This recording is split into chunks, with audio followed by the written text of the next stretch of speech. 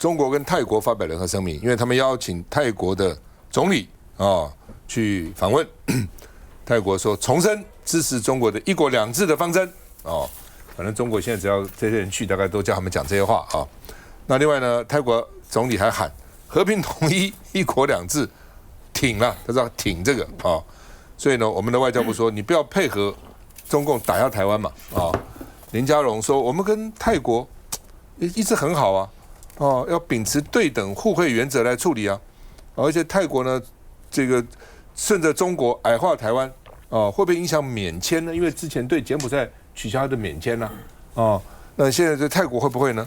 那我们外交部也被笑说因为柬埔寨很小，所以你敢这样子对他？你敢对泰国吗？我敢。你敢对泰国这样吗？因为泰国我们往来而且泰国是大国光这些什么泰劳什么一大堆，那个简直很复杂的，你敢吗？所以呢，这个林佳龙说，这个柬埔寨伤害台湾，而且有大规模的诈骗，还支持武统，所以为什么我们要取消的免签那这个大陆外交部就说，台湾现在是胁迫他国、胁迫柬埔寨、暴露台独的邪恶本质，就是这样，对柬埔寨不好那这个国台办说，台湾叫做自不量力，打错算盘，以为你台湾很厉害，以为你台独很厉害其实呢，你对柬埔寨这样呢是欺负柬埔寨。赖清德重申说呢，中华民国跟中华人民国互不隶属。国台办发言人骂了他4分钟，说呢他已经私下没有台独问题来伪装以前呢就是我是台独尖孙，现在呢明明私下搞的是台独，嘴巴还讲说没有台独问题所以呢说这个赖清德呢践踏民主、妨碍自由、强害法治还有资格谈民主自由，鼓噪民主对抗威权，真是恬不知耻。由北京来国务院发言人讲赖清德，我觉得也蛮好笑的不知道怎么讲，这什么世界到底是怎样那王一川质疑南海维权太被动，就是说你林佳龙对不对？南海你要表态都不表态，你搞什么鬼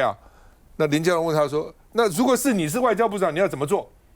你要怎么做？我做的不够，你要怎么做？而且林佳龙说，人家陈永康还提了图提了个东西，那你提了个什么东西？你什么都没提，对不对？你还在指责我这两个居然吵起来了，很有趣那另外呢，王一川说林佳龙对这个南海想说又不敢说，对不对？想说是我们的，又不敢讲是我们的，可能心里想说我不要，也不敢讲我不要，那你要讲什么？所以林佳龙就问他说，人家陈永康还秀了图该怎么样？你什么都没有，你还指责我干嘛？我们看一下。真的太好笑了。泰国总理阿努廷日前在中国会晤了中国大陆国家主席习近平，双方发表了联合声明，而其中呢更是谬称呢台湾是中国领土不可分割的一部分，也称呢泰国方面呢是支持中国的一国两制。那对此呢，外交部有最新回应，以及外界也关心这样子的一个中国以及泰国之间的互动，会不会未来有可能影响到泰国以及台湾之间的免签？我们抗议中国就是利用任何就是国际这种交往的这个机会就是矮化台湾的地位。那一些国家这个服从我们也表达遗憾特别是泰国那两国的经贸跟人民的往来相当的密切。那至于有关于免签我们是秉持于互惠对等的原则在处理。今天的报告看起来就是我看整篇看起来好像那里有状况，我们外交部才会发表相关的言论嘛。我这样的解读对不对？可不可以请委员那如果你的话，你会怎么做？我帮我指教一下，人家我们陈永康委员都有秀出那个图你的图如果有的话，我们就可以拿回去好好学习我立马回去丢你是外交部长呢？真我觉得这个王一川跟林佳龙对话真是太有趣了，今天应该把它全部来把它弄出来。你看，就林佳龙就对于说实在，王一川每一次在外交委员会每次讲了哈都没有准备，然后撒了欧北共，然后林佳龙今天好不容易点他一下，人家陈永康还有图，某种程度我觉得不是说这个王一川在贬这个林佳龙，是林佳龙长期以来对他在国防外交委员会的表现，终于讲出一个实话了，连个图都没有，好不好？然后呢，我也说不出来这个王一川到底跟林佳龙是演哪一出。不过，的确在南海的主权上面，还有对外的这个关系上，这个林佳龙显然是大小眼嘛。你看，以泰国来说，他已经讲那么清楚，跟中国大陆已经讲到这个和平统一，然后认为这个完全是一中的一个原则。可是外交部除了谴责之外，他敢做一个后续的一个行动吗？不要忘记了，这个泰国是我们年轻人这个第一次出国的首选，因为又好玩，最主要是很便宜。然后呢，大家不管在很多的这个文化食物上面大家其实都有很大的共通。所以你看，外交部很清楚这一点嘛，所以他除了口头谴责之外，他敢像柬埔寨一样，马上给你说会取消的彼此这些互惠，特别是签证嘛。你如果敢取消，敢对泰国做出任何一个比较是严苛的一个规定的话，我保准你这个年轻人一定会有很多不同的看法。选票很重要好不好？所以你看，民进党在做很多事情里面，但是在于南海的主权，我也赞同王一川所提到的，你的主权上面完全是没有。你看当初菲律宾对我们做这些事情，外交部第一个本来还是乐观其成，后来被我们大家抗议之后，他才发现不对，然后开始踩出一个比较大的一个主权的部分，然后任何我们的渔船到的跟日本有任何的关联，你觉得我们可以非常的展现出我们的渔权吗？也没有嘛。所以你看，外交部就是遇到日本、遇到泰国、遇到这些事情，他除了一个口头之外，他完全不敢做这些动作。所以说呢，我觉得今天王一川跟林佳龙两个刚刚好，一个就是批评他这个不太用功，连图都拿不出来；一个批评他南海主权太软弱，你是外交部长，两个表现拍拍手都非常精彩。乃金，而且我觉得好奇怪啊，他们两个不是同派系的吗？上国会，对啊，那为什么这样子呢？而且这个王一川之前的时候，他还说要删这个民主基金会1亿，有没有啊？对，然后对，然后后来就是拜托，然后结果后来他又赶快又收回，1分钟就秒缩了。对，就是我觉得这个王一川他是故意的要骂林佳龙，一直是要骂赖清德，骂不出口，然后只好骂林佳龙嘛。因为骂林佳龙有票，真是太奇怪了。就说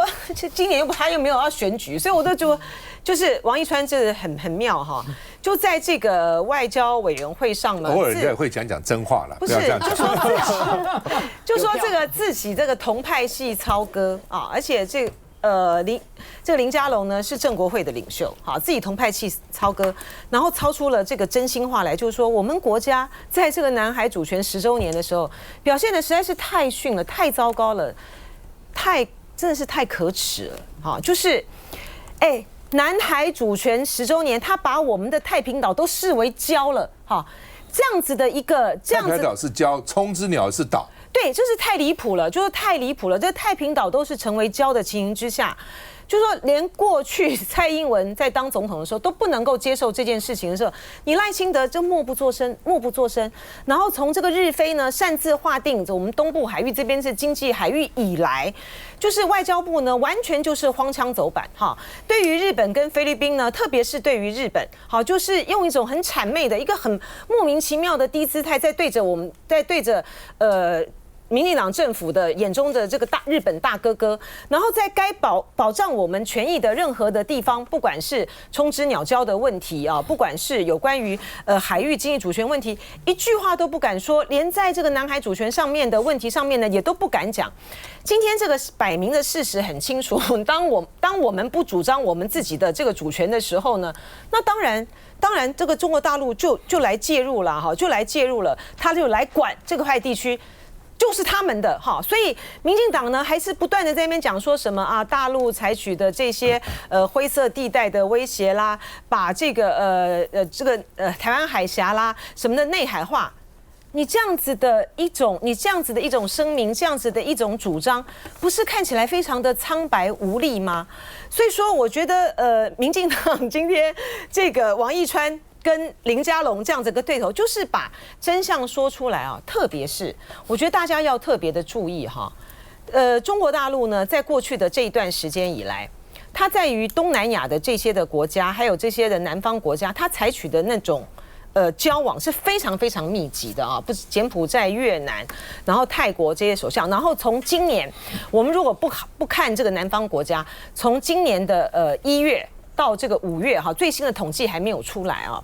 已经有21个国家的这个元首呢到中国大陆去访问了。当你这个川普呢，这个忙着打这个伊朗，打的这个灰头土脸的时候呢，中国大陆他所做的整体的这种外交的氛围，其实对于台湾来说是真正的，对于民进党政府来讲是真正的进一步的在压缩我们的外交空间，我们是把路走得越窄了。不，基本上是这样啊，就是说，因为对民进党政府来讲，他唯一对抗的对象就是中国，是，他就对抗中国。所以他对其他的周边的国家都不敢去得罪，因为他怕，他希望拉这些其他的国家跟民进党一起对抗中国。哦，他其实想的是这个啦。哦，所以呢，对中国是很强硬，为什么？也是为他的选票嘛、立场嘛。哦，但是对其他呢，就是反正就是能让就让，也不敢去吵。但是问题是，这些其他国家有没有因此就跟你一起对抗中国呢？也没有啊，也没有嘛。对，所以假如说这些国家因为你台湾对他们那么软，所以跟着台湾一起骂中国也就罢了，没有啊，人家还支持一国两制啊，还支持一个中国原则啊，所以你搞了个半天，那你到底得到什么呢？所以在这种情况，你还不如就强硬起来嘛。我对中国强硬，我对日本也强硬，我对菲律宾也强硬，我对泰国也强硬，我对柬埔寨我通通要强硬。你只要影响到我，影响了我原则，我就强硬。人家搞不好还看得起你。现在这样搞了个半天，人家也看不起你，也不帮你在关键时刻，然后呢，搞了半天也不知道你干什么。旭哥再回来。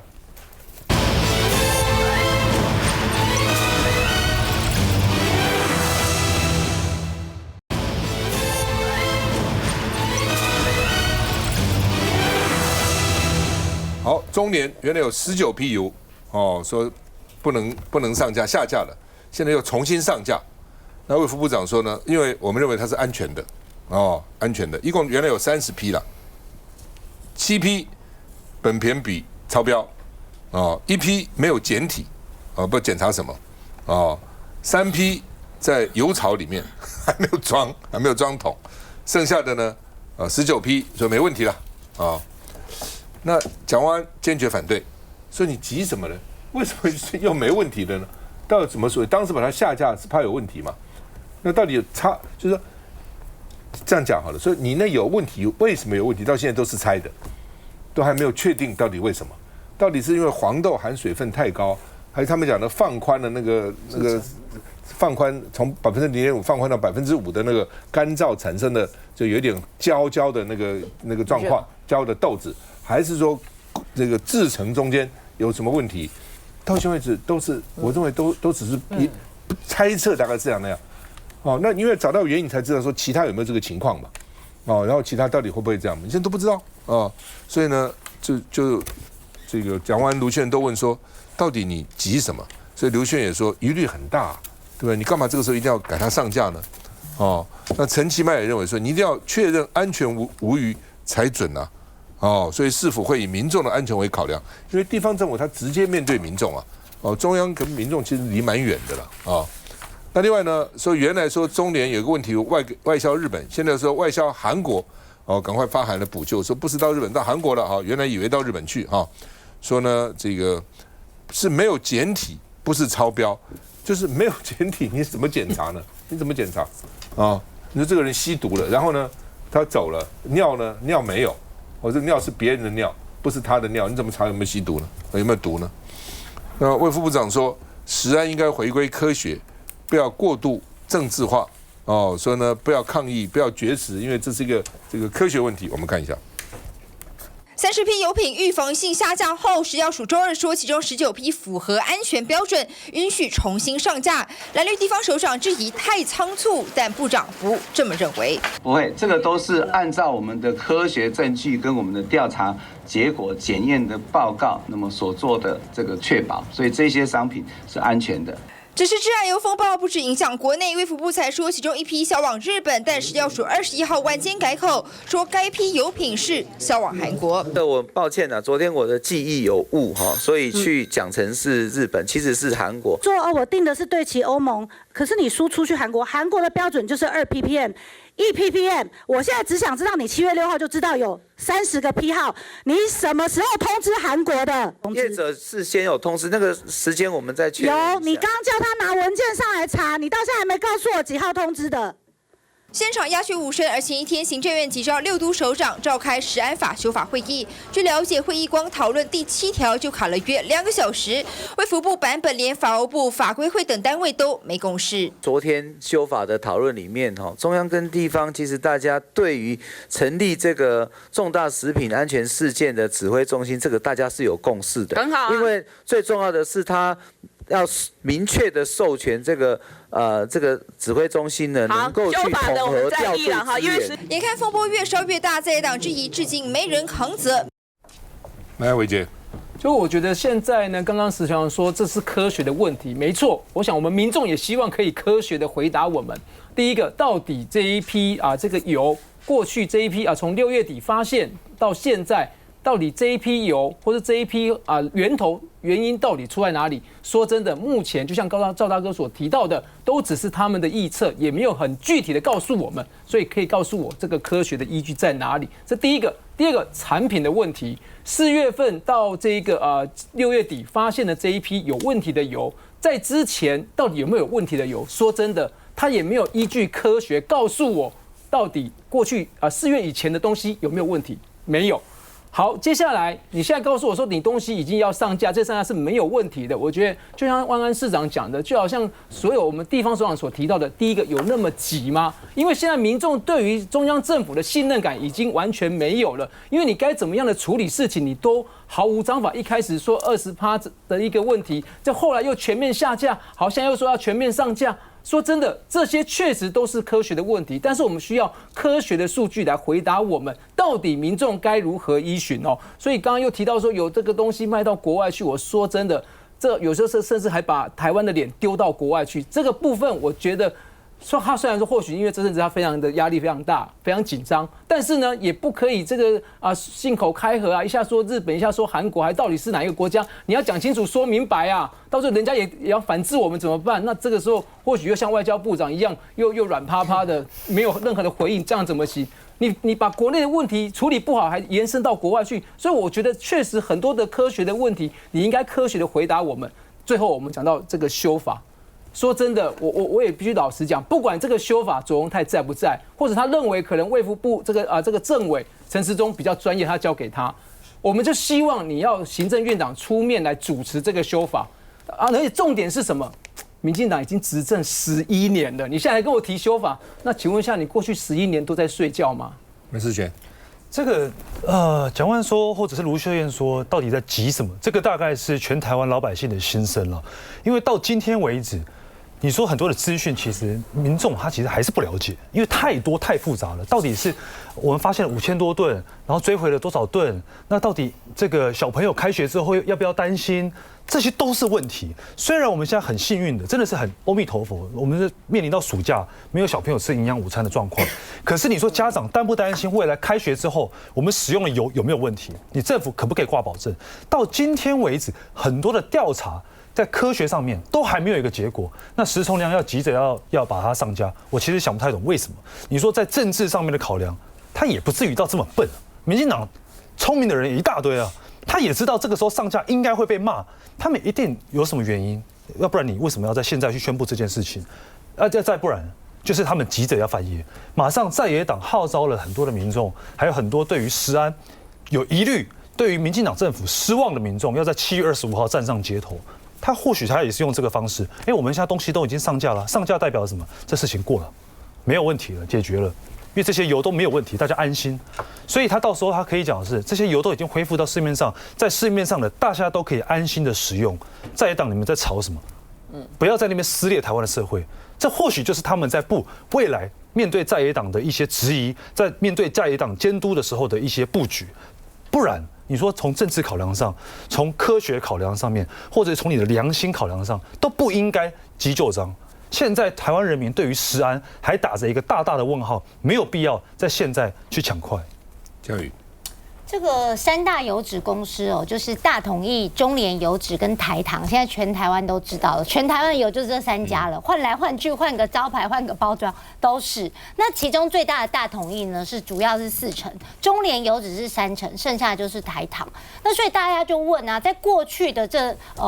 市长的任内，地方主管机关任内，到底有没有去查验？因为中央地方其实都有责任跟分工。那确实啊，大统益台南黄伟哲他在这个任内4年至少也查了5次。那这个台糖陈吉迈市长任内，他也有去查厂，也查了5次。那卢秀燕市长就现在被爆出说，8年任内只有查了1次的中联油脂，而这一次还是因为中央跟地方的联合稽查食药署所指定的。卢秀燕才去查，而且还没查本篇比，所以大家就问说，一直以来我们中央地方的分工合作有没有任何的问题，在这一次过程中需要去检讨的？第二个就是说，对于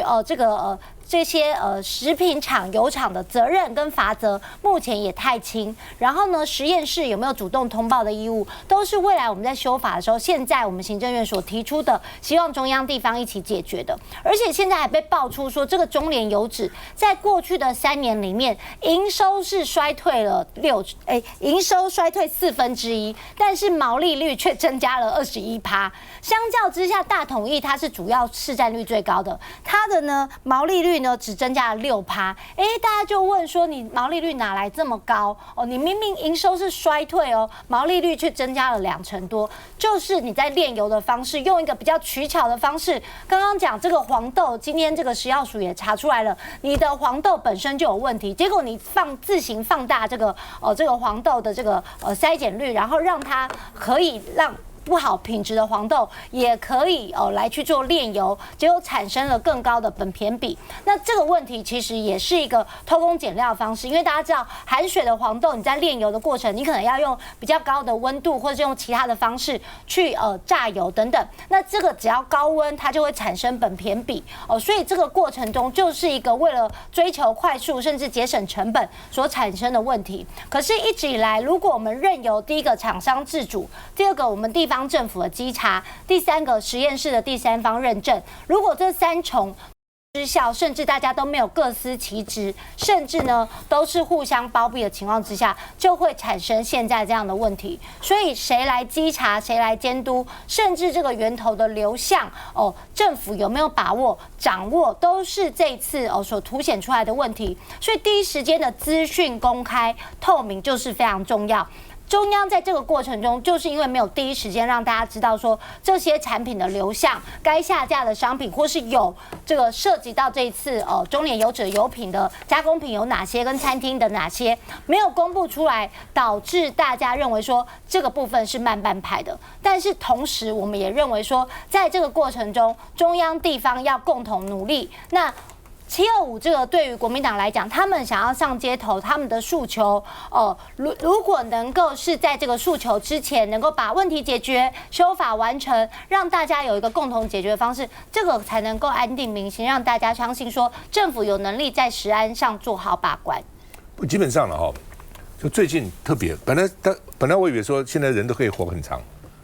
因为你的报上常常看到那个发讣文的，说什么100岁啦、90几啊什么的，但最近很奇怪最近很多那种有点知名度还不少人都是40、50岁、50、60岁，一个一个都奇怪，怎么就走了到底为什么那我不是也讲过，大医院里面你看问他住院的病人1/3都是癌症，1/3，我们病有那么多，你看那么多科，从头到脚那么多科，对不对？但是住院的。严重到住院的1/3都是癌症病人，为什么会这样？不是大家寿命越来越长吗？不是说到底越来越注重健康吗？不是大家越来越注重营养吗？那怎么搞得这个样子呢？到底为什么呢？你仔细想一想，休息一下再回来。